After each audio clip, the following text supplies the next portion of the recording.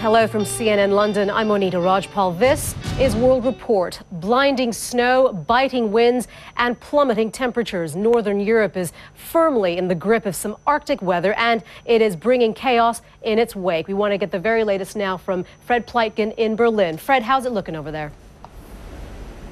Well, it's looking quite snowy, as you can see, Monita, and I really want you to query our Fred weather Pleitgen there in very snowy Berlin. Thank you very much for that. We want to get the very latest forecast now on the freeze from our meteorologist, Jennifer Delgado, at the World Weather Center. And Jen, as Fred there was saying, that you heard that, right? I did. I heard Frederick actually mentioning enough snow for you.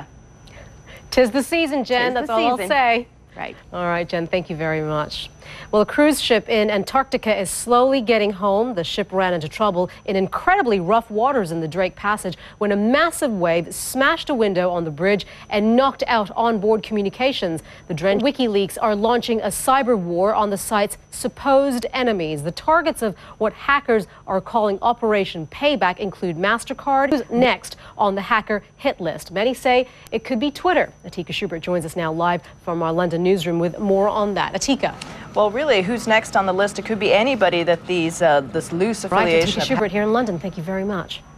Now, many of us have credit cards, so should we be worried? Here's what a former Justice Department cybercrime prosecutor advises. People's credit cards are not affected. This cyber warfare is being played out. WikiLeaks founder Julian Assange remains behind bars here in London. He'll face an extradition hearing next week. And while the hackers have been showing their support for the whistleblower online, Assange has also got the backing of one very important family member. Australia's 7 Network has this exclusive report. He's a pensioner living alone in Sydney's inner suburbs. Well, in the next hour, thousands of students are expected to take to the chilly streets of London. It is part of a day of mass protest against government plans to triple tuition fees. Organisers have dubbed Thursday's demonstrations Day X. As Dan Rivers reports, it is part of a trend of rising unrest in Europe.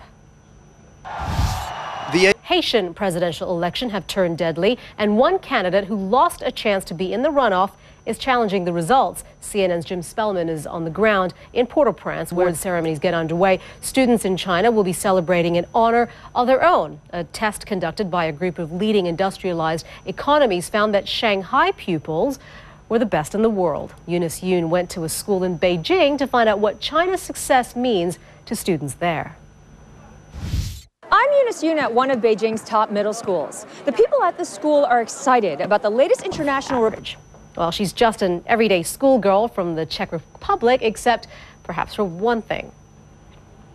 I'm Monita Rajpal in London. World Sport is up next with Kate Giles.